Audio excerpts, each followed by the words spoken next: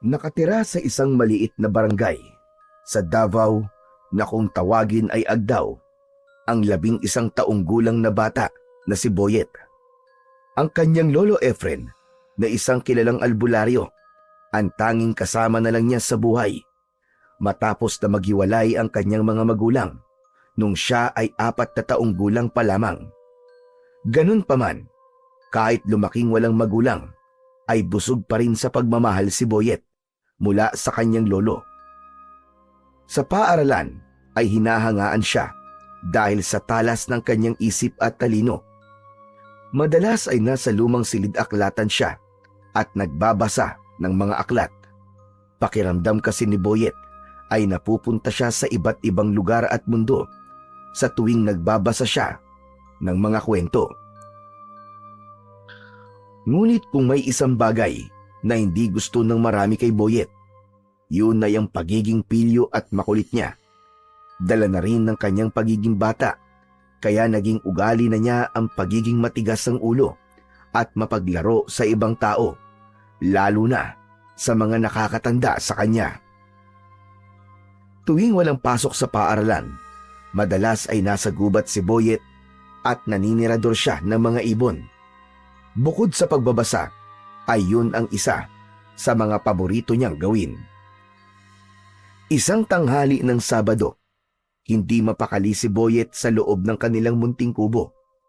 Wala siyang pasok sa eskwela, kaya sabik siyang lumabas at maglaro. Bitbit niya ang kanyang paboritong tirador habang palihim na nakatingin kay Lolo Efren na natutulog sa mahabang upuan sa labas ng kanilang kubo. Huminga ng malalim si Boyet at lumabas ng kubo. Ngunit hindi pa siya nakakalayo ay narinig na niya ang boses ng kanyang lolo. Gulat na napalingon si Boyet kay Lolo Efren. Mabilis niyang itinago sa likod ang tirador. Lolo, akala ko po tulog kayo. Ang akala ko rin ay tulog kang bata ka. Hindi ba sabi ko sa iyo matutulog ka sa tanghali para lumaki ka? Tatakasan mo na naman ako. Natulog na po ako, Lolo. Hindi niyo lang po nakita kasi tulog po kayo eh. Saan ka na naman papupunta ha? Maglalaro lang po kami ni Balong, Lo. Si Balong ang matalik na kaibigan ni Boyet. Pero kung si Boyet ay pilyo at mapusok, si Balong naman ay matatakotin. Kahit madalas silang magtalo ni Balong sa mga bagay na gustong subukan ni Boyet, ay nananatili pa rin ang kanilang pagkakaibigan. Bakit may dala ka na namang tirador? Anong tirador po, Lolo? Wala naman po akong dalang tirador ah. Iyang tinatago mo sa likod mo. Abay, akala mo hindi ko nakita yung tirador mo? Gusto mo bang pakuluan ko yan at ipainom ko sa iyo ang sabaw? Pwede naman, Lo. Basta samahan niyo po ng karne ng baboy at sampalok para sinigang na. Abat piloso po ka talaga, bata ka, no? Teka, baka na naman sa gubat ang punta nyo, ha? Sinabihan na kita, Boyet. Makinig ka sa akin. Nakikinig naman po ako sa inyo, Lolo Efren eh. Hindi naman po kasi ako bingi. Magkaibang nakikinig lang. Sa sumusunod, huwag kang pupunta sa gubat, Boyet. Marami doon nakatirang mga lamang lupa at engkanto. Hindi mo alam kung sino o ano mababangga mo ron. Nagkamot sa batok niya si Boyet. Opo, Lolo. Hindi po talaga ako sa gubat pupunta. Babalik din po ako mamaya. At bago pa siya muling mapigilan ni Lolo Efren, ay mabilis na siyang tumakbo palabas ng kanilang bakuran. Hoy, Boyet! Bumalik ka rito! Pampihira itong batang to. Hindi pa kita pinapayagang umalis eh! Pastilang ka talagang bata ka! Lo, hindi ko na po kayo marinig. Babalik din po ako agad. Hindi huminto sa pagtakbo si Boyet hanggang sa tuluyan na siyang makalayo kay Lolo Efren. Nang makasiguro siya na hindi na siya maaabutan ng lolo niya, ay saka lang siya huminto sa pagtakbo at naglakad na lang. Habang masayang naglalakad, ay nakita ni Boyet ang kaibigan niyang si Balong na nakaupo sa isang malaking bato. Nilalaro nito ang isang patpat habang tila may iniisip. Agad siyang lumapit dito nang may pilyong ngiti sa labi. Balong, tara sa gubat. Manirador tayo ng ibon. Ha? Ayoko nga. Hindi ba sabi ni Lolo Efren mo, bawal doon? Maraming engkanto sa kalamang luma sa gubat. Mamaya maengkanto pa tayong dalawa at hindi tayo makauwi. Ikaw na lang, Boyet. Napapailing si Boyet at tumawa ng bahagya. Nako, Balong. Naniniwala ka na naman kagad kay Lolo Efren eh. Ang tagal ko na nagpupunta sa gubat. Pero kahit na anino ng engkanto o mga laman lupa, aba, wala akong nakikita, no?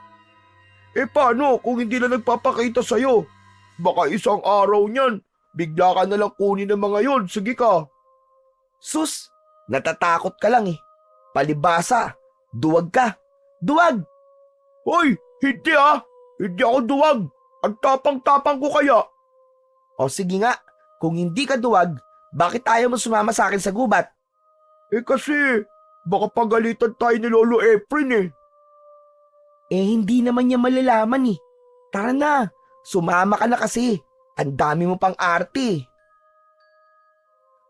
Tumingin si Balong sa malayo at tila nag-iisip ang bata kung ano ang dapat niyang gawin.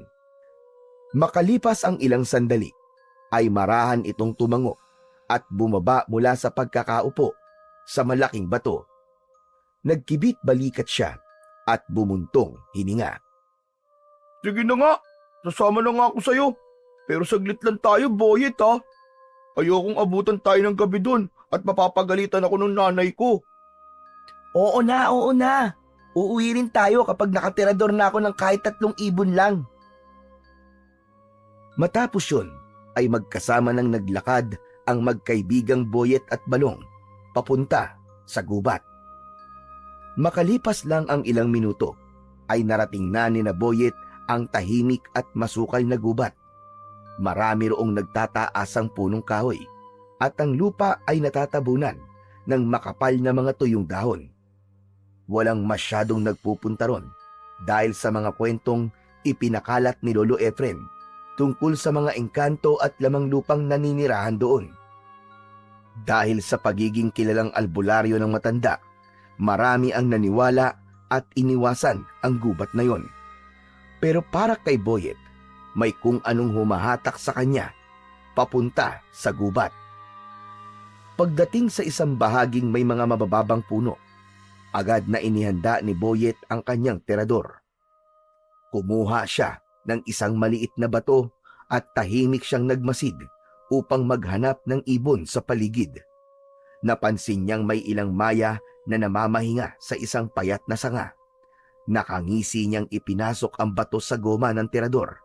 Dahan-dahan niyang hinila ang goma at sinigurado niyang nakatutok ng tama yon sa mga ibon. Sa kanya pinakawalan ang bato. Lumagpas lang ang bato sa ibon at nagliparan yon palayo. Ibinaba ni Boyet ang tirador at napabuntong hininga siya ng malakas.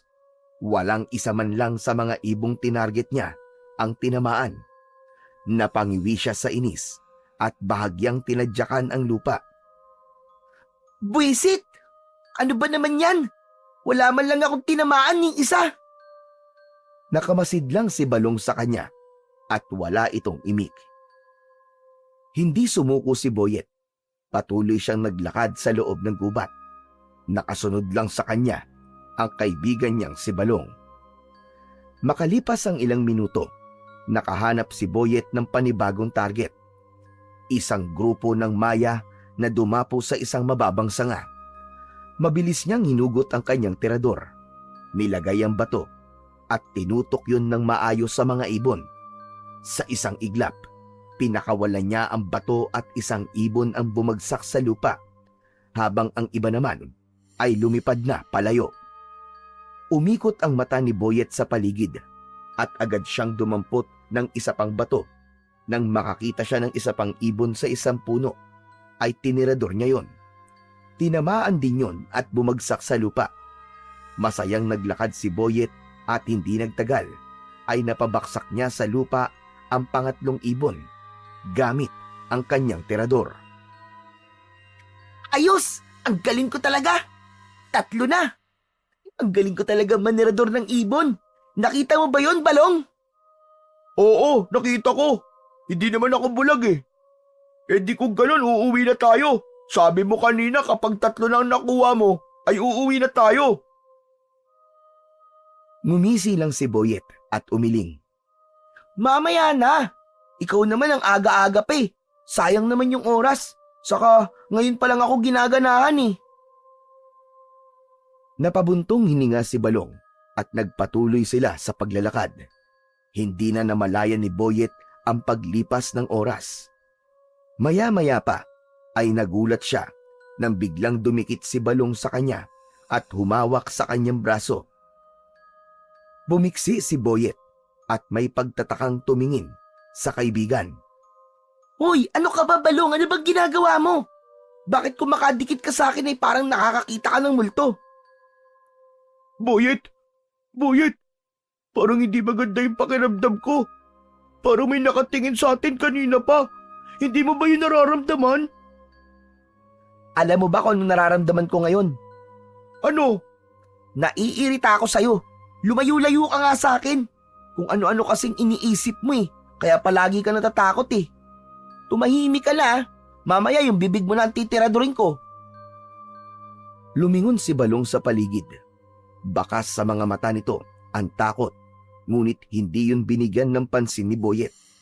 Para sa kanya ay mas importante na mas marami siyang matirador na ibon bago tuluyang kumagat ang dilim. Maya-maya pa, nagpatuloy na sa paglalakad sina Boyet at Balong sa loob ng gubat. Pero kahit na anong gawin ni Boyet, hindi na siya nakakita pa ng ibon. Pinagmasdan niya ang mga sanga sa paligid pero wala na talaga siyang nakita. Napailing na lang siya at napakamot sa kanyang ulo. Pambihira naman talaga yan oh. Mukhang nagtatago na ang mga ibon sa akin ah. Baka naman kasi naubos mo na yung mga ibon dito sa gubat, Boyet. O baka lumipat na sila ng ibang gubat. Tuwing Sabado ba naman eh, wala ka nang ginawa kundi manirador. Napangiti si Boyet pero hindi niya pinansin ang sinabi ni Balong. Lumingalinga siya sa paligid at naghanap ng ibon. Boyet, paggabi na, umuwi na tayo. Baka abutin pa tayo ng dilim dito sa gubat eh. Isa na lang, Balong. Kapag nakahuli pa ako ng isang ibon, uuwi na talaga tayo, promise. Ayoko na, Boyet, ayoko na. Kung ayaw mong umuwi, ako na lang ang uuwi. Bahala ka na dyan. Wala akong pakialam kahit umuwi ka na. O sige na, umuwi ka na. Duwag! Duwag ka talaga. Hindi man lang tumingin si Boyet kay Balong dahil abala ang mata niya sa paghahanap ng ibon. Napabuntong hininga si Balong at tinalikuran na ng tuluyan si Boyet. Ngunit bago pa ito makalayo, ay nagulat si Boyet nang biglang sumigaw at umatras si Balong. Boyet! Boyet, may maligno! Mabilis na lumingon si Boyet pero imbis na kung anong nakakatakot na nilalang ang makita niya, ay si Lolo Efren ang nakita niya. Agad niyang nilapitan si Balong at binatukan ito. Aba, hindi yan maligno. Si Lolo Efren yan eh. Eh, nagulat kasi ako eh. Akala ko maligno. Nanginginig pa si Balong habang nakatingin kay Lolo Efren na mabigat ang tingin sa kanila. Mabagal itong lumapit at kahit hindi pa ito nagsasalita, ramdam na nilang dalawa ang galit nito. Maligno talaga, Balong? Pasensya na po, Lolo Efren. Nagulat po kasi ako sa inyo eh. Bigla na lang po kayong sumulpot. Tumingin si Lolo Efren kay Boyet at umiling. Sabi ko na nga ba't dito ang punta mo, Boyet? Hindi ako nagkamali ng hinala. Ang titigas talaga ng ulo nyo. Hindi ba sinabi ko na huwag kayong pupunta rito sa gubat? Paulit-ulit ko nang ipinaliwanag sa inyo na delikado ang lugar na ito. Pero Lolo, wala naman pong engkanto rito eh. Matagal na po ako nagpupunta dito sa gubat pero wala naman po ako nakikitang kung ano man. Tama na yan! Tama na! Sumasagot ka pa! Umuwi na kayo, ngayon din! Naikuyom ni Boyet ang kanyang mga kamay bilang pagtutol sa sinabi ni Lolo Efren.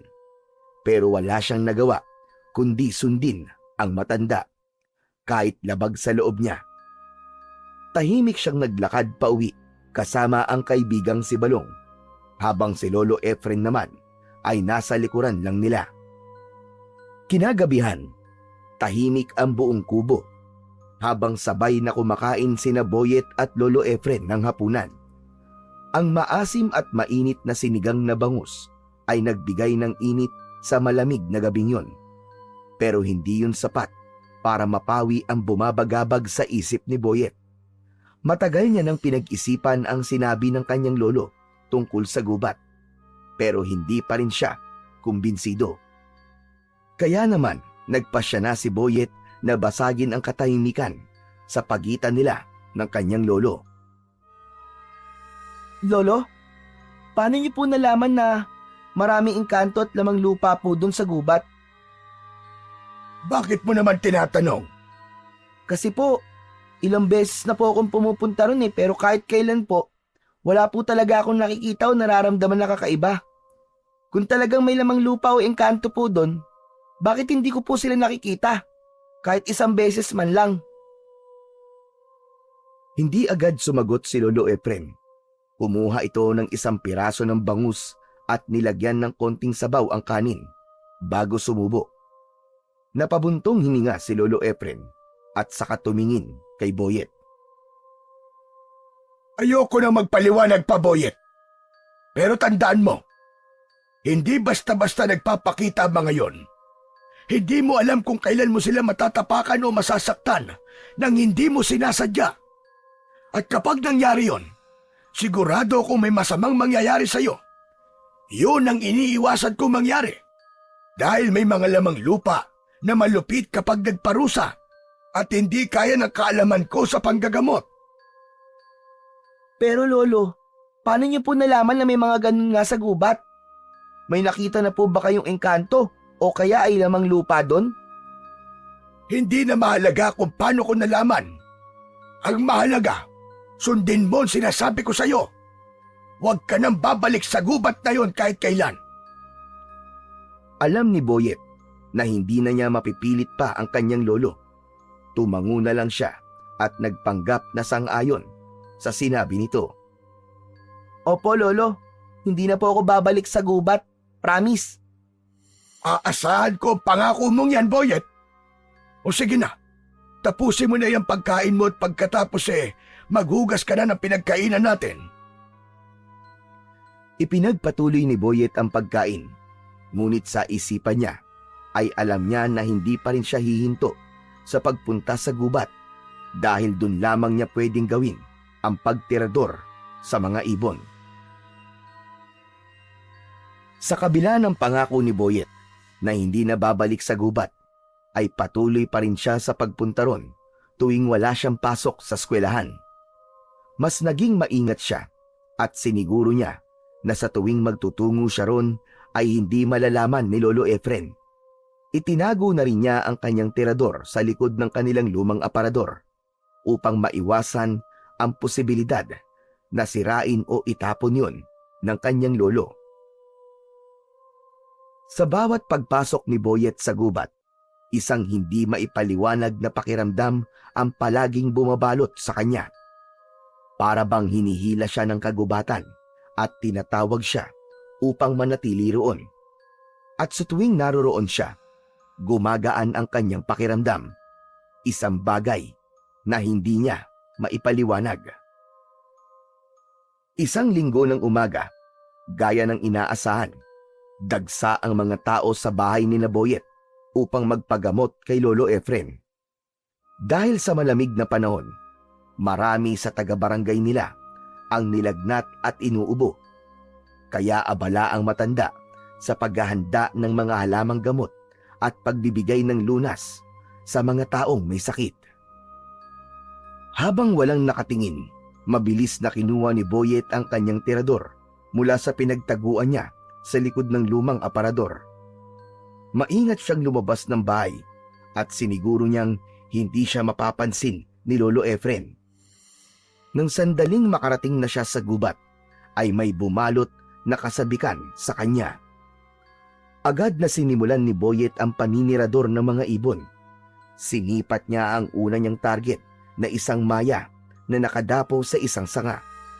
Iniangat niya ang kanyang tirador. Inasinta ang ibon at pinalipad ang bato. Ngunit bago pa man tumama ang bato, ay lumipad ang ibon palayo na para bang naramdaman nun ang paparating na panganib. Ano ba yan? Ang malas naman! Nakalipad kagad yung ibon! Muling naghanap ng ibang target si Boyet. May nakita siyang isa pang ibon, isang pipit na nasa isang mababang sanga. Inulit niya ang proseso at siniguro niyang tatamaan na niya yon. Ngunit muli, bago pa man lumapat ang bato sa kanyang target na pipit, mabilis na lumipad yon papalayo. Paulit-ulit yung nangyari. Parang may hindi nakakakitang puwersang humahadlang upang walang matamaan na ibon si Boyet. Napansin din niyang masyadong mailap ang mga ibon ng araw na yon, higit sa dati. Nagsimulang maglakad si Boyet at patuloy na naghanap ng ibon. Ngunit habang tumatagal ay bumibigat ang pakiramdam niya. Para bang may nagmamasid sa kanya mula sa kung saan. Isang presensyang hindi niya maipaliwanag kung ano. Hindi pa rin sumuko si Boyet. Nang may nakita siyang ibon ay tinirador niya yon. Ngunit gaya ng dati ay hindi na naman yon tinamaan. Ano ba yan? Bakit ayaw niyong magpatama sa tirador ko? Nakahanda na sanang sumuko at umuwi si Boyet nang mapansin niya ang isang kakaibang ibon na nakadapo sa isang matandang puno. Ang mga balahibo nun ay tila kumikinang sa ilalim ng sikat ng araw na may kulay na hindi niya mawari kung itim ba o asul. Mabilis niyang inihanda ang kanyang tirador. Sinipat niyang maigi ang ibon at pinakawalan ang bato. Ngunit nagulat siya dahil hindi gumalaw ang ibon at hindi yun tinamaan ng kanyang bato. Muling sinubukan ni Boyet na tiradorin ang kakaibang ibon. Hindi na niya mabilang kung ilang beses niya yung tinirador, pero kahit isa sa mga bato niya ay walang tumama sa ibon. Labis na ang kanyang pagtataka dahil hindi umaalis ang ibon sa pwesto nun, pero hindi niya yon matama-tamaan. Nanlaki ang mga mata ni Boyet nang biglang lumipad palayo ang kakaibang ibon. Hoy! Bumalik ka rito! Hindi ka makakatakas sa akin! Hinabol ni Boyet ang ibon at tumakbo siya ng mabilis. Wala na sa dinadaanan niya ang kanyang paningin. Ang mga mata niya ay nakatuon lamang sa lumilipad na kakaibang ibon. Kaya naman hindi niya napansin ang isang nakaumbok na lupa sa kanyang daraanan. Natalisod si Boyet sa nakaumbok na lupa. Nawalan siya ng balanse at padapa siyang natumba sa lupa. Agad niyang iniangat ang paningin niya upang hanapin ang kakaibang ibon, pero hindi na niya yon nakita pa. Wala na siyang ideya kung saan yon nagpunta o nagtago. Napuno ng galit si Boyet. Tumayo siya at napatingin sa nakaumbok na lupang nakatisod sa kanya.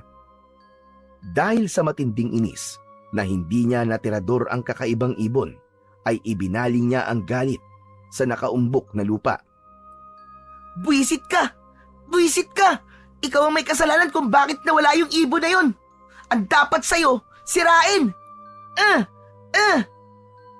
Malakas na sumigaw si Boyet habang paulit-ulit na sinisipa ang nakaumbok na lupa. Sa bawat sipa niya ay unti-unti yung nasisira. Nadurog ang lupa at kumalat yon sa kung saan-saan. Humihingal si Boyet nang tumigil siya. Nagawa niyang gibain ang nakaumbok na lupa sa pamamagitan lang ng paulit-ulit na pagsipa roon. Kahit paano ay nabawasan ang pagkainis niya sa kanyang ginawa. Sa pagkakataon na yon, inisip niya na hindi para sa kanya ang araw na yon. Kaya nagdesisyon na siyang umalis sa gubat. Nagsimula na siyang maglakad pabalik sa kanilang bahay bago pa malaman ni Lolo Efren na wala siya roon. Habang naglalakad si Boyet papauwi sa kanilang bahay, ay nakabusangot ang kanyang muka. Hindi niya maalis sa isip niya ang kakaibang ibong yon na nakawala dahil sa pagkatalisod niya sa nakaumbok na lupa. Nang makarating si Boyet sa kubo nila, ay napansin niyang kakaunti na lamang ang mga tao sa labas na naghihintay para magamot ni Lolo Efren. Kanina, bago siya umalis, ay halos mapuno ang harapan ng bahay nila ng may mga sakit. Bagsak ang balikat na pumasok si Boyet sa kanilang kubo. Naamoy niya ang halimuyak ng mga pinatuyong dahon at langis na madalas gamitin ni Lolo Efren sa panggagamot. Nakaupo ang matanda sa harapan ng isang lalaki na may nakabalot na kumot sa katawan. Napansin ni Lolo Efren ang pagdating ni Boyet. Saglit siya nitong tinapunan ng tingin bago bumalik sa ginagawa. Boyet! Saan ka galing at puro lupa yung mga paa mo? Lolo Efren, naglaro lang po kami ni Balong ng sipaan ng bola. Natapilok po ako sa putikan kaya ito po, nadumihan po ang paa ko. Mag-iingat ka kasi kapag naglalaro ka. Baka mamaya ay madulas ka ng tuluyan. Baka magkasugat ka o mabalian ka pa. Hugasan mo na yung paa mo bago ka maglakad-lakad dito sa loob ng bahay. Sige po, Lolo. Agad na lumabas ng bahay si Boyet at dumiretso sa likod ng kubo kung saan meron doong maliit na balon. Kinuha niya ang pansalok ng tubig sa balon at kumuha siya ng tubig. Matapos yun, ay ibinuhos niya ang tubig sa kanyang mga paa. Habang kinukuskus niya ang kanyang mga paa, bumalik sa isipan niya ang nangyari kanina sa gubat. Hindi niya maintindihan kung bakit napakailap ng mga ibon sa araw na yon. At higit sa lahat, hindi niya matanggap na hindi niya natirador ang kakaibang ibon. Kinagabihan, mula sa mahimbing na pagtulog, ay nagising si Boyet. Dilat na dilat ang kanyang mga mata habang nangangatog ang kanyang katawan. Naramdaman niya ang matinding ginaw na bumalot sa kanya. Para bang ang hangin sa paligid niya ay nagyeyelo at nanunuot yun sa kanyang butot laman. Hinablot niya ang kumot at ibinalot niya ang kanyang sarili, pero hindi yun sapat upang mapawi ang matinding lamig na kanyang nararamdaman. Natigilan si Boyet nang makarinig siya ng maliit at matinis na tawa na parang galing mula sa maliit na tao. Luminga-linga muna siya sa paligid, ngunit wala siyang nakita kundi kadiliman. Patuloy ang pagtawa at umabot na yun sa punto na parang nasa loob na ng tenga niya ang tawa na yun. Napabalikwas si Boyet ng bangon at nanlaki ang mga matang sinipat niya ang madilim na sulok ng kanilang kubo. Ngunit wala pa rin siyang nakita. Sino yan? Sino yan? May tao ba dyan? Sumagot ka! May tao ba dyan? Nawala ng sandali ang tumatawa, pero ilang saglit lang ay muling narinig ni Boyet ang nakapangingilabot na tawa. Parang may isang munting nilalang na naglalaro sa kanyang tenga. Tigilan mo ako! Tigilan mo ako! Tumahimik ka na! Tigilan mo ako! Tinakpan ni Boyet ang kanyang mga tenga, ngunit hindi nawala ang tawa. Para bang mas lumakas pa yun at bumaon sa kanyang isipan. Napasiksik siya sa isang sulok ng banig habang nanginginig at hindi malaman ang gagawin. Tama na! Tama na! Tumahimik ka na! Tama na! Kasunod nun ay nakita ni Boyet na sinindihan ni Lolo Efren ang gasera. Nag-aalala itong lumapit sa kanya. Boyet! Boyet po, ano nangyayari sa'yo? Bakit ka sumisigaw? Lolo, may naririnig po ako. Tumatawa po malit na boses. Parang nasa loob po ng tenga ko. Saglit na hindi gumalaw si Lolo Efren. Maya-maya pa ay marahang idinampi ng matanda ang magaspang nitong palad sa noo ni Boyet. Tapos ay sa kanyang leeg. Napakunot ang noo ng matanda. Napakataas ng lagnat mo, Boyet. Baka nagdidelirio ka. Sandali lang at magpapakulo lang ako ng gamot. Mabilis na tumayo si Lolo Efren at nagtungo sa lagayan ng mga halamang gamot. Kumuha ito ng ilang piraso ng dahon para sa pagpapababa ng lagnat at agad itong nagpakulo ng tubig sa maliit na kalan. Matapos yun ay isinali nito sa baso ang pinagpakuluan ng halamang gamot. Lumapit si Lolo Efren kay Boyet at inalalayan siyang umupo. Ubusin mo ito. Makabubuti ito sa'yo para bumaba ang lagnat mo. Walang nagawa si Boyet kundi ang sundin ang utos ng kanyang lolo. Mapait ang lasa ng inumin pero hindi na niya yon ininda pa. Pakiramdam niya ay gusto na lamang niyang magpahinga. Maya-maya pa ay unti-unting bumigat ang talukap ng mga mata ni Boyet nang maubos niya ang ipinainom sa kanya ni Lolo Efren. Hindi niya namalayan ang unti-unting paglaho ng ginaw sa kanyang katawan.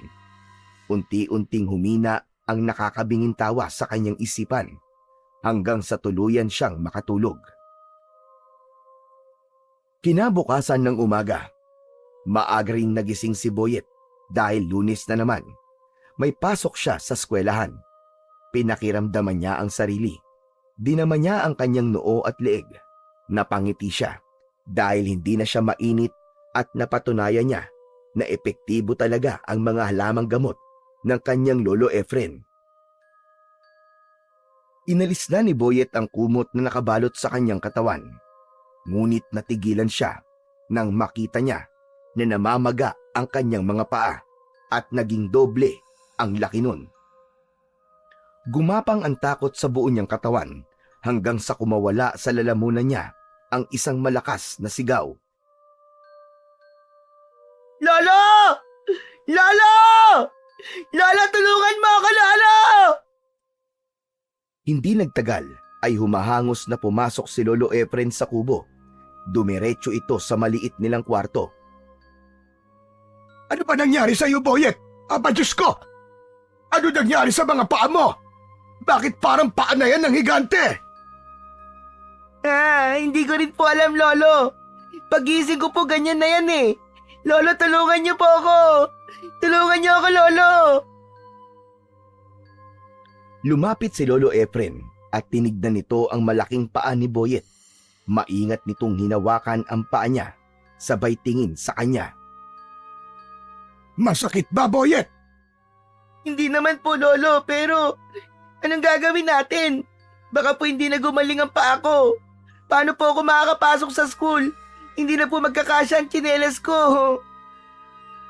Huwag kang matakot, Boyet. Ako bahala sa'yo. Papagalingin ko ang paa mo at sisiguraduhin kong babalik yan sa dati. Kumalma ka lang. Sa kabila ng sinabi ni Lolo Efren, hindi pa rin nawala ang pag-aalala at takot ni Boyet. Halos hindi niya matignan ang kanyang kanang paa dahil sa hindi pangkaraniwang laki nun. Habang kumakain ng almusal sina Boyet at Lolo Efren sa isang maliit nilang hapag, ay halos hindi magalaw ni Boyet ang pagkain. Maya-maya pa ay may narinig silang pagkatok sa pinto na sinundan ng malakas na boses ni Balong. Boyet! Boyet, tara na! Malilate na tayo sa school! Boyet! Napatayo si Boyet at mabilis siyang nagtungo sa kwarto. Ibinalot niya ang sarili sa kumot. Mula roon ay napatingin si Lolo Efren. Napailing ito at saka tumayo upang pagbuksan ng pinto si Balong. Mula sa kwarto ay dinig ni Boyet ang pag-uusap ni na Lolo Efren at Balong. Lolo, asa na po si Boyet? Malilate na po kami. Balong, hindi makakapasok si Boyet ngayon. May sakit siya. Ha? Ano pong sakit niya, Lolo Efren? Basta, may sakit siya. Pakisabi na lang sa guro nyo na hindi siya makakapasok ngayon hanggang bukas. Ganun po ba? O sige po, Lolo, sasabihin ko po. Pakisabi rin po kay Boyet na magpagaling siya, ha? Matapos yon ay umalis na si Balong. Marahan namang inalis ni Boyet ang kumot at lumabas sa kwarto. Bumalik siya sa pagkakaupo sa hapag. Salamat po, Lolo Efren ha. Butit hindi niyo po sinabi kay Balong na lumaki ang isa kong paa. Kilala ko si Balong. Kapag nakita niya yung paa mo, Jack, pagtatawanan ka lang nun. Kaya kumain ka na dyan at pagkatapos gagamutin ko na yung paa mo. Pakiramdam ni Boyet ay bahagyang gumaan ang kanyang loob. Ngunit hindi pa rin nawala ang pag-aalala niya kung kaya ba talagang mapagaling ng kanyang lolo ang paa niya. Matapos mag-almusal, ay kagad na inihanda ni Lolo Efren ang mga gamit para sa paggagamot sa malaking paa ni Boyet. Kumuha ito ng isang bote ng langis na panggamot at marahang ipinahid yun sa paa niya. Pagkatapos ay kumuha si Lolo Efren ng isang palanggana at pinunuyo ng malinis sa tubig. Umupo ito sa harapan ng palanggana, ipinikit ang mga mata at marahang nagdasal. Tahimik lang na nakatingin si Boyet habang ginagawa yon ng kanyang lolo. Maya-maya pa ay kinuha ni Lolo Efren ang kandila sa altar. Sinindihan nito yon at hinayaan itong tumulo ang natutunaw na parte ng kandila sa tubig. Tumitig si Boyet sa palanggana at napansin niyang may nabubuong imahe sa ibabaw ng tubig. Isang maliit na hugis na nakaumbok na lupa. Kinuha ni Lolo Efren ang nabuo mula sa tulo ng kandila at tinignan yon ng mabuti. Pagkatapos ay hinarap nito si Boyet. May natapakan ka bang punso, Boyet? Ha? Ano po yung punso? Ang punso ay isang lupang nakaumbok. Madalas, tirahan yun ng mga duwende o nuno sa punso. Kapag may taong nagpakita ng kawalang galang sa kanilang tahanan, maaaring magalit sila at parusahan ng sino mang gumawa ng kasalanan sa kanila. Nanlamig si Boyet sa kanyang narinig. Hindi siya nakapagsalita. Naalala niya ang nakaumbok na lupa sa gubat, ang punso na pinagbuntunan niya ng galit. Sinipa-sipa niya yon hanggang sa magiba. Napaisip siya kung yun nga ba ang dahilan kung bakit lumaki at namaga ang kanyang paa. Ngunit hindi siya pwedeng magsalita. Kapag sinabi niya yon, malalaman ni Lolo Efren na patuloy siyang nagpupunta sa gubat kahit paulit-ulit siyang pinagbabawalan nito. Tumingin kay Boyet si Lolo Efren. Bakas sa mukha nito ang pag-aalala at pagdududa. Boyet, may natapakan o nasira ka bang punso? Magsabi ka sa akin ng totoo. Kung hindi ka magsasabi ng totoo, hindi gagaling ang paa mo. Lolo, ang totoo po niyan may nasira po akong punso sa gubat. Bakit mo ginawa yun? Nako, sinasabi ko na nga ba at nagpupunta ka pa rin sa gubat? Natapilok po kasi ako ron Tapos nawala po sa paningin ko yung ibon na hinahabol ko. Kaya... Hindi mo dapat ginawa yun, Boyet. Hindi mo ba alam kung gaano kalaki kasalanang nagawa mo? Napasinghap si Boyet. Hindi niya inaasahang magagalit ng ganon si Lolo Efren. Mukhang kailangan ko makipag-usap sa duwende o nuno na nakatira sa gubat. Napalunok si Boyet. Hindi niya alam kung ano ang mangyayari. Sa pagkakataon na yun, ay labis siyang nagsisisi sa pagsira niya sa punso dahil sigurado na siya na yun ang dahilan ng paglaki ng kanyang paa. Hindi na nagsayang ng oras pa si Lolo Efren. Inayos na nito ang mga gamit nito para sa ritual na gagawin niya upang kausapin ang duwendeng nakatira sa punsong sinira ni Boyet. Habang nag-aayos si Lolo Efren ng kanyang mga gamit para sa ritual, tahimik lang na nakaupo si Boyet sa gilid habang pinanonood ang bawat kilos ng matanda. Nanginig ang kanyang mga kamay, hindi dahil sa lamig, kundi dahil sa takot sa maaaring mangyari. Sa harapan ni Lolo Efren ay may isang bilog na bilao na may lamang bigas, asin at isang maliit na mangkok na may tubig. May hawak itong lumang kahoy na may nakaukit na kakaibang mga simbolo. Pumikit si Lolo Efren at nagsimulang bumigkas ng mga salitang hindi maintindihan ni Boyet. Ramdam niya ang bigat ng hangin sa paligid at tila lumalamig ang paligid ng kanilang bahay. Maya-maya pa, hinawakan ni Lolo Efren ang mangkok sa tubig at sinimulang paikutin yun sa ibabaw ng bilao. Napailing si Lolo Efren habang dahan-dahang iminulat ang kanyang mga mata. Tama nga ang hinala ko. Bakit po, Lolo? Ano pong nakita nyo? May nakatirangan diwende sa punso na sinira mo. Isang duwendeng puti at ang pangalan niya ay Uyugan. Ano po? Uyugan? Nakausap ko na siya at may kondisyon siya para mapatawad ka at bawiin niya ang parusang ibinigay niya sa'yo. Ano po yung gusto niyang gawin ko? Kailangan mo magpunta sa punso nang mag-isa ka lang at kailangan mong humingi ng paumanhin kay Uyugan. Ano po? Ano pong ibig niyo sabihin, Lolo? Ako lang? Ako lang po mag-isa? Oo, at kailangan mong gawin yon sa kabilugan ng buwan. Teka, hindi ko po kaya yun, Lolo. Paano po kung may gawin po siya sa akin? Hinawakan siya sa balikat ni Lolo Efren. Naiintindihan kita, Apo. Kung ako lang ang masusunod, hindi kita hayaang magpunta sa gubat na mag-isa, lalo na kung gabi. Pero wala tayong magagawa. Kung hindi mo gagawin ang gusto ni Uyugan, hindi nagagaling ang paa mo at habang buhay mo yang dadalhin. Tamang-tama, Boyet. Bilog ang buwan mamayang gabi. Makinig kang mabuti, Apo. Mapaglaro ang mga diwending puti. May posibilidad na subukin ka nila. Ano man ang iabot nila sa'yo, ano mang bagay na ibigay nila, huwag mong tatanggapin. Ha? Bakit po? Dahil nga mapaglaro sila. Basta, gawin mo na lang ang sinasabi ko sa'yo.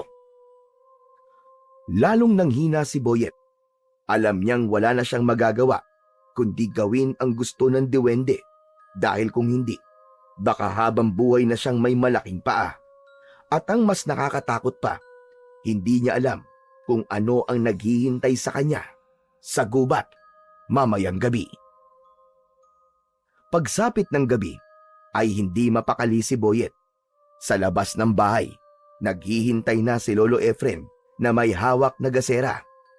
Lumabas na rin si Boyet at nakita niya ang bilog na buwan. Apo, kailangan na natin pumunta. Huwag kang mag-alala. Basta sundin mo lang ang bilin ko, ay walang masamang mangyayari sa'yo. Napalunok si Boyet bago marahang tumango.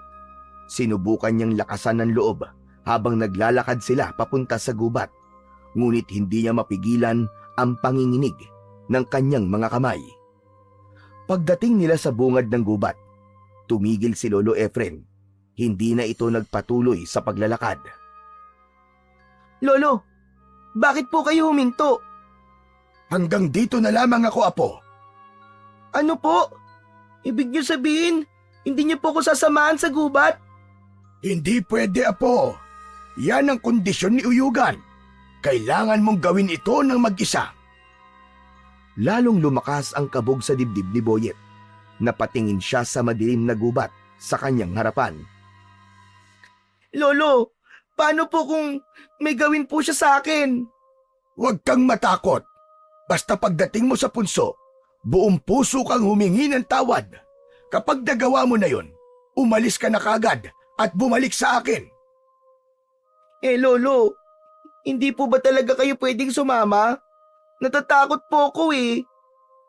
Mahinang bumuntong hininga si Lolo Efren at marahang hinaplos ang ulo ng kanyang apo. Tulad ng sinabi ko sa iyo, Apo, kung ako lang sana ang masusunod, hindi kita papupuntahin nang hindi ako kasama. Pero wala tayong magagawa. Ito ang gusto ng duwende. Halos maluwa si Boyet sa takot. Ngunit alam niyang wala na siyang ibang pagpipilian. Inabot niya ang gasera at dahan-dahang humakbang papasok sa loob ng gubat Tinahak niya ang daan papunta sa punso. Maya-maya pa ay natanaw na niya ang punso. Lumapit siya roon at agad siyang lumuhod sa harapan ng punso. Pumikit si Boyet. Huminga siya ng malalim at buong pusong nagsalita. Nuno sa punso! Mga duwende! Pasensya na po! Hindi ko po sinasadya! Hindi ko po alam na may nakatira dito! Patawarin niyo po ako! Alisin niyo na po ang parusa niyo sa akin! Ibalik niyo na po sa dati ang paa ko! At nangangako po ako na hindi ko na po uulitin! Habang nakaluhod si Boyet, ay may naramdaman siyang malamig na hangin na tila humaplos sa kanyang buhok. Napatingin siya sa punso at napansin niya ang isang nagliliwanag na bagay sa mismong gitna nun. Para yung maliit na bato na kumikislap sa ilalim ng lupa. Hindi niya maipaliwanag kung bakit, ngunit hindi niya napigilang abutin ito. Dahan-dahan siyang nagukay gamit ang kanyang mga kamay. Marahan niyang tinanggal ang lupa sa paligid ng nagliliwanag na bagay. Pero kahit na anong hukay niya, hindi niya yun mahawakan. Para bang nasa harapan lang niya, ngunit hindi niya yun makuha-kuha. Napakunot ang noo ni Boyet at naghukay pa siya ng mas malalim. Ngunit sa halip na mahawakan ng bagay, bigla siyang kinilibutan nang makarinig ng isang malutong ngunit maliit na tawa mula sa kanyang harapan. Napapitlag siya at napaupo sa lupa. Sa harapan niya ay nakatayo ang isang maliit na nilalang, isang diwende. Ang diwende ay may taas na hindi lalagpas sa isang talampakan. May mahaba at puting balbas ito at ang katawan nito ay balingkinitan. Ang mga mata nito ay kulay ginto na parang kumikislap sa dilim. Anong hinuhukay mo dyan? Batang makulit? Nanlaki ang mga mata ni Boyet at mabilis na umatras palayo sa punso. Ha? Sino ka? Sino ka? Muling tumawa ang duwende. Iniligay nito ang maliit na kamay sa likod na tila isang matandang nagmamasid sa isang pilyong bata. Ikaw to gumuhukay sa punso ko. Pero ako tinatanong mo kung sino ko? Teka, ikaw ba si Uyugan? Aba, kilala mo pala ako. Ikaw siguro ang batang sumira sa bahay ko, no? Pasensya na po. Hindi ko po sinasadya. Hindi ko po alam na may nakatira pala dito. Ngunit hindi pinansin ni Uyugan ang kanyang paghingi ng tawad. Sa halip, tumingin ito sa punso at muling tumawa ng mahina. Sabihin mo nga bata, ano bang hinuhukay mo riyan? Kasi may nakikita po akong ilaw sa ilalim ng punso. Parang isang maliit na bato na nagliliwanag. Ano? Nakikita mo ang liwanag sa aking punso? Opo, nakikita ko nga po. Muling napatingin ang diwende sa punso. Saka bumalik ang tingin nito kay Boyet na may halong pagtataka. Pambihira! Hindi maaaring makita yun ng basta-bastang tao. Kung nakikita mo ang mutya ng punso, ibig sabihin, ikaw ang karapat-dapat na magmay-ari nito. Ano? Ano pong ibig niyong sabihin? Wala na akong magagawa. Maswerte ka. Kailangan bigyan kita ng pagkakataong makuha ang mutya ng punso. Ngunit, hindi ko ito ibibigay basta-basta sa'yo ng ganong kadali. Ha? Bakit po? Makinig kang mabuti, batang makulit. Ang sino man makakuha ng mutya ng punso ay magkakaroon ng kakaibang kakayahan. Kapag nakuha mo ito, magkakaroon ka ng pambihirang lakas at kaya mong mapagalaw ang mga bagay gamit lamang ang iyong isipan. Napalunok si Boyet sa kanyang narinig. Isang matinding pagnanasa ang biglang bumalot sa kanyang isipan. Ano? Talaga po? Magkakaroon po ako ng kapangyarihan na parang Parang superhero? Tama ka. Ngunit hindi ko ito ibibigay ng libre, bata. Ay kailangan kang gawin upang makuha mo ang mutya ng punso. Sige, sabihin niyo po. Ano pong kailangan kong gawin? Aba, matapang ka ha? Makinig ka mabuti. 3 bugtong ang ibibigay ko sa'yo. Kung masasagot mo ang lahat ng tama, makukuha mo ang mutya ng punso. Napaisip si Boyet. Naalala niya ang babala ng kanyang lolo. Mapaglaro ang mga diwending puti. Ngunit ang pangako ng kanyang kapangyarihan ay masyadong maganda para tanggihan. Sa huli, nanaig ang kanyang kagustuhan na makuha ang mutya ng punso. Sige po, sige. Tatanggapin ko ang hamon mo, Uyugan. Agad na pumalakpak si Uyugan. Kung ganon, simulan na natin nang hindi na masayang ang ating oras. Makinig kang mabuti. Bugtong-bugtong. Nang munti ay paru-paro, nang lumaki ay latigo. Uulitin ko ha. Bugtong-bugtong. Nang munti ay paru-paro, nang lumaki ay latigo. Sagot, Boyet. Napaisip si Boyet. Hinayaan niyang dumaan sa kanyang isip ang lahat ng posibilidad na sagot. Hanggang sa nagliwanag ang kanyang muka. Alam ko na ang sagot. Alam ko na. Sitaw. Aba, matalino ka. Tama. Pero unang bugtong pa lamang yan, kaya madali. Humanda ka sa pangalawang bugtong, Boyet. Eto na. Makinig kang mabuti. Bugtong-bugtong. Malaking supot ni Mang Ambo. Kung gamitin ay nakataob. Uulitin ko. Bugtong-bugtong. Malaking supot ni Mang Ambo. Kung gamitin ay nakataob. Napakamot sa ulo si Boyet. Mas mahirap yun kaysa sa una. Pinag-isipan niya ng mabuti ang mga gamit na ginagamit ng nakataob. Makalipas ang ilang sandali, ay isang bagay ang naisip niya. Hula ko lang to Pero, kulang po ba ang sagot? Aba, tama ka na naman, Boyet. Mukhang matalino ka talagang bata. Mahilig po kasi akong magbasa. O sige. Narito na ang pangatlo at panghuling bugtong. Tandaan mo, kapag hindi mo ito nasagot ng tama, ay hindi mo makukuha ang mutya ng punso. Handa ka na ba, bata? Sige, handa na ako, Uyugan. Heto na, sasabihin ko na sa'yo. Makinig kang mabuti. Dahil ito ang pinakahuling hugtong at pinakamahirap sa lahat at kailangan mo tong masagot ng tama. Heto na. Bugtong-bugtong. Mahaba, matigas. Kapag isinubo, ay kumakatas. Uulitin ko. Bugtong-bugtong. Mahaba, matigas. Kapag isinubo, ay kumakatas. Sagot, Boyet. Napalunok si Boyet. Mas mahirap yun sa naunang dalawa. Ngunit hindi siya sumuko dahil determinado siyang makuha ang mutya ng punso. Hindi niya sasayangin ang pagsagot niya ng tama sa dalawang naunang bugtong. Matagal na nag-isip si Boyet at ang tumatakbo sa isip niya ay pagkain na kumakatas. Maya-maya ay napangiti si Boyet kay Uyugan.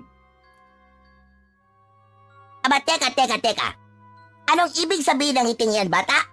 Kung alam mo na at sagot, ay magsalita ka na. Sabihin mo na. Alam ko na ang sagot, Uyugan. Tubo. Tubo ang sagot. Kasi kapag kinakagat yun, di ba?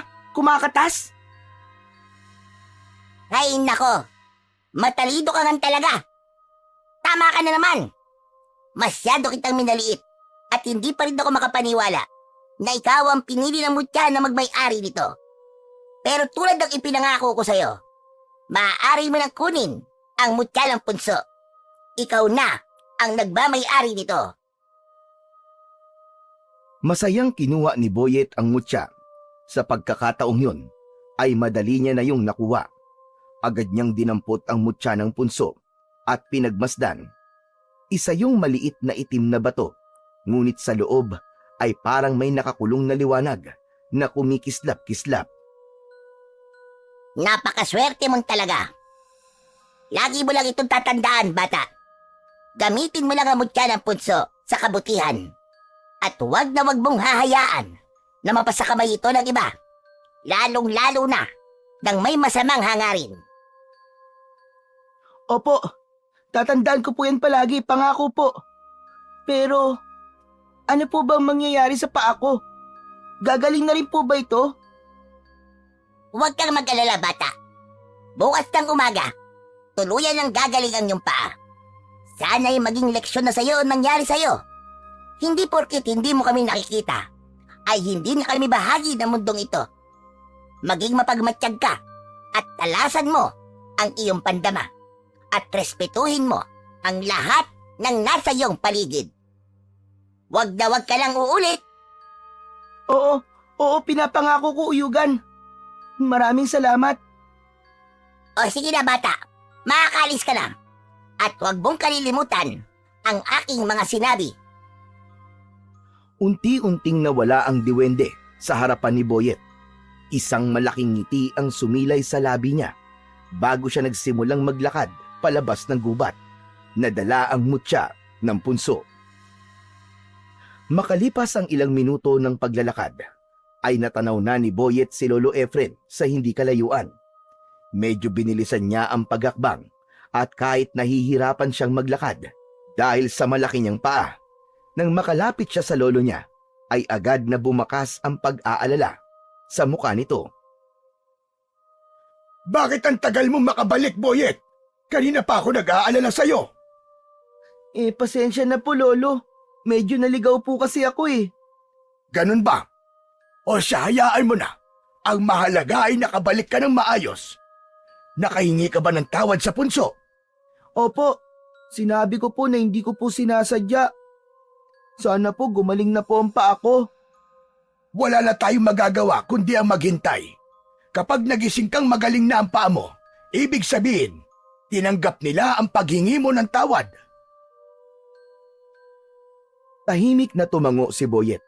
Ramdam niya pa rin ang bigat ng mutya sa kanyang bulsa. Pero hindi niya sinabi sa lolo niya ang tungkol doon. Tara na po, Lolo. Umuwi na po tayo. Medyo napagod po ako eh. Oo nga, sige na. Para makapagpahinga na rin tayo. Sabay silang naglakad palayo sa gubat. Hindi na lumingon si Boyet, pero ramdam niya pa rin ang presensya ng mahiwagang lugar sa kanilang likuran. At ang bigat ng responsibilidad na kaakibat ng mutya ng punso na ngayon ay nasa kanyang mga kamay na. Maagang nagising si Boyet kinabukasan. Pagmulat ng kanyang mga mata, agad niyang naalala ang nangyari kagabi.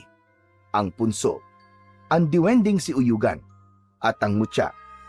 Napabangon siya bigla at napatingin sa kanyang paa. Namilog ang mga mata niya dahil bumalik na sa normal ang kanyang paa. Napangiti siya ng malawak at tumalon siya mula sa papag sa labis na saya. Kinuha ni Boyet ang mutya sa kanyang bulsa at pinagmasdan yun ng maigi. Naghanap siya ng lumang pisi sa baul at maingat na itinali ang mutya gamit ang pisi. Nang matapos, agad niya yung isinabit sa kanyang leeg. Nang lumabas siya ng silid, ay naamoy niya ang nilulutong pritong tuyo ni Lolo Efren. Nang dumulog siya sa hapag, ay naghanda na si Lolo Efren ng almusal. Lolo! Tignan niyo po oh! Magaling na po ang paa ko! Bumalik na po sa normal! Aba, oo nga no. Salamat naman at tinanggap ng duwende ang paghingi mo ng tawad. Makapapasok ka na rin sa paaralan bukas. Kaya nga po, Lolo eh. Mabuti na lang at bilog po ang buwan kagabi kasi kung hindi, baka maghintay pa po tayo na matagal bago gumaling ang paa ko. Magsasalita pa sana si Lolo Efren, pero napansin ni Boyet na bigla itong natigilan. Bahagyang nanlaki ang mga mata nito Boyet, ano yung suot mo sa leeg mo? Saan mo nakuha yan? Ito po ba? Napulot ko lang po kagabi sa gubat. Ang ganda po kasi kaya ginawa ko pong kwintas. Hindi kumibo si Lolo Efren. Tinitigan lang siya nito ng matalim na waring sinusuri kung nagsasabi ba siya ng totoo o hindi. Maya-maya pa, bumuntong hininga ang matanda at mas lalong tumilim ang titig sa kanyang apo. Magsabi ka ng totoo, Boyet. Ibinigay ba yan sa'yo ng duwende? O ng kahit na anong lamang lupa kagabi nung nagpunta ka sa gubat? Napalunok si Boyet. Alam niyang hindi siya makakalusot sa lolo niya. Sa huli, tumango siya at nagdesisyon na sabihin ang totoo. Opo, Lolo. Si Uyugan po ang nagbigay po sa akin ito. Ano ba sinabi ko sa'yo, Boyet? Huwag kang tatanggap ng kahit na ano mula sa duwende o sa kahit na anong lamang lupa sa gubat. Pero wala naman po masamang nangyari sa akin, Lolo eh. Saka, nakuha ko pa po ang mutya ng punso. May kapangyarihan po ito. Boyet, hindi mo alam kung ano ang pinasok mo. May mas malalim na dahilan kung bakit ayaw kitang magpunta sa gubat. Ano po bang ibig niyong sabihin doon, Lolo? Muling bumuntong hininga si Lolo Efren bago muling nagsalita. Nung bata pa ako, may isang matandang duwende na nagpakita sa akin sa gubat. Inalok niya ako ng mutya ng punso, gaya ng ginawa ni Uyugan sa'yo. Pero alam kong may kaakibat yon na mabigat na responsibilidad. Kaya tinanggihan ko yon. Ang sabi ng matandang duwende, gagawa siya ng paraan para mapunta ang mutya sa isa sa mga magiging kadugo ko. Dahil kailangan mapunta ito sa nararapat, sa isang taong may kakayahang gamitin ito upang labanan ang mga kasamaan. May kilabot na gumapang sa katawan ni Boyet. Napatingin siya sa mutya na nakasabit sa kanyang leeg bago bumaling ulit sa kanyang lolo. Ibig sabihin po, makikipaglaban po ako sa mga masasama? Tama ka, Boyet. Hindi mo maaaring gamitin ang mutya para lang sa pansariling interes.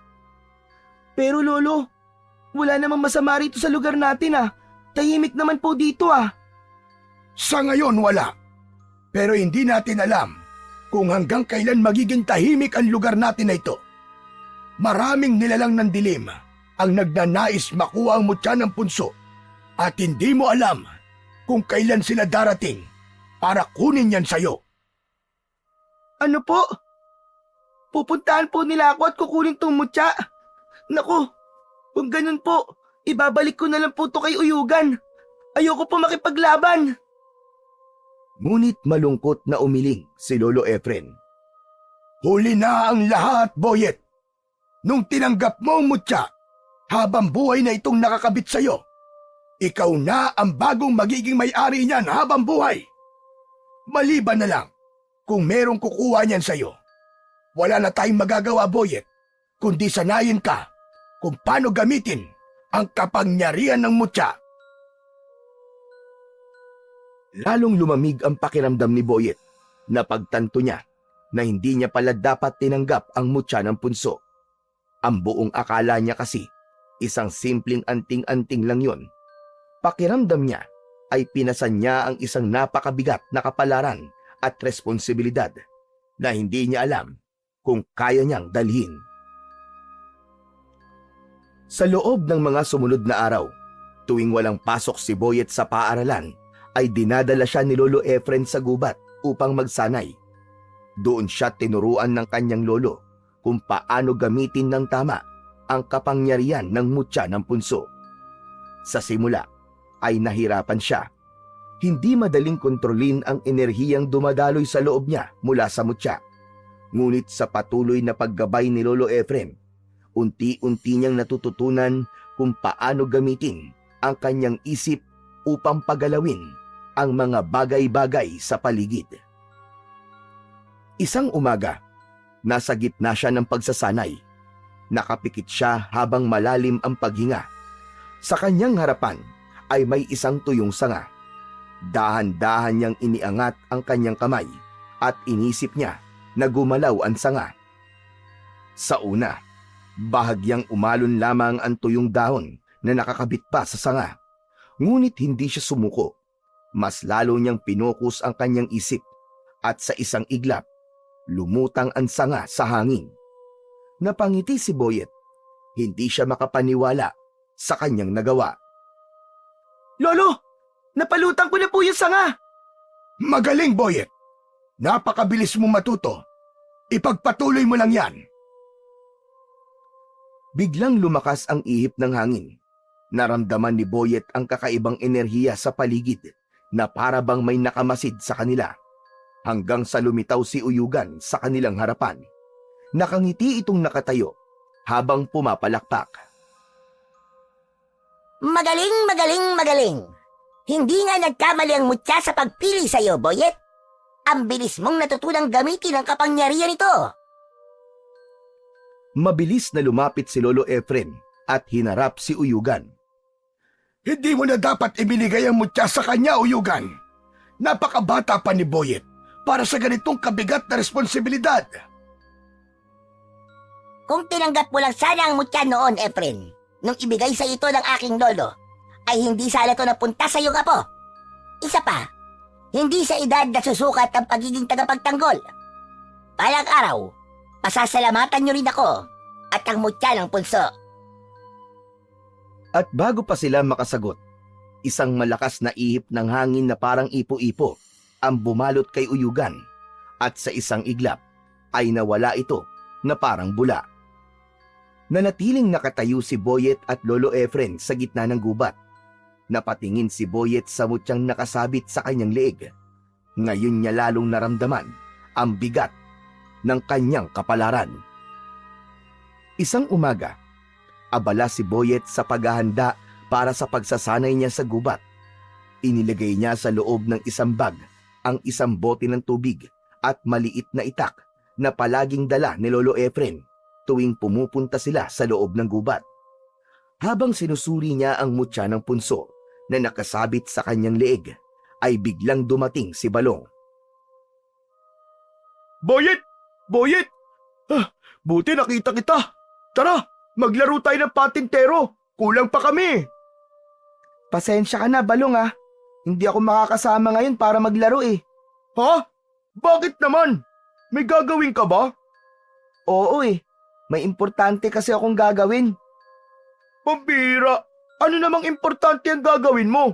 Baka naman may tinatago ka na sa akin ha? Ang tagal ko na napapansin na hindi ka na nakikipaglaro sa amin eh. Hindi sumagot si Boyet dahil ayaw niyang ipaalam kay Balong ang tungkol sa mutya at sa kanyang pagsasanay. Alam mo, Boyet, parang hindi mo na ako kaibigan. Lagi ka na lang may ginagawa eh. Hindi na tayo nakakapaglaro. Bago pa makasagot si Boyet, lumabas mula sa bahay si Lolo Efren. Balong! Umuwi ka na muna. Hindi mo na siya pwede maglaro ngayon at sa mga susunod na araw. Ganun po ba? Sige po, Lolo Efren. Pasensya na po kayo. Uuwi na po ako. Tumingin si Balong kay Boyet bago ito naglakad palayo. Nang wala na si Balong, ay lumapit si Lolo Efren kay Boyet. Boyet apo, hindi kita masasamahan ngayon sa gubat. Marami na namang may sakit dito sa lugar natin. Sigurado ako na marami na namang magpupunta dito sa bahay para magpagamot. Ayos lang po, Lolo. Ako na lang po muna ang mag-isang magsasanay. O sige, Boyet, mag-iingat ka. Hayaan mo, kapag maaga ako natapos sa panggagamot, ay susunod kagad ako sa iyo ron.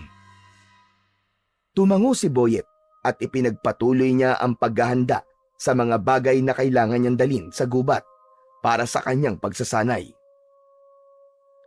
Maya-maya pa ay tahimik na naglakad si Boyet patungo sa gubat upang magsanay.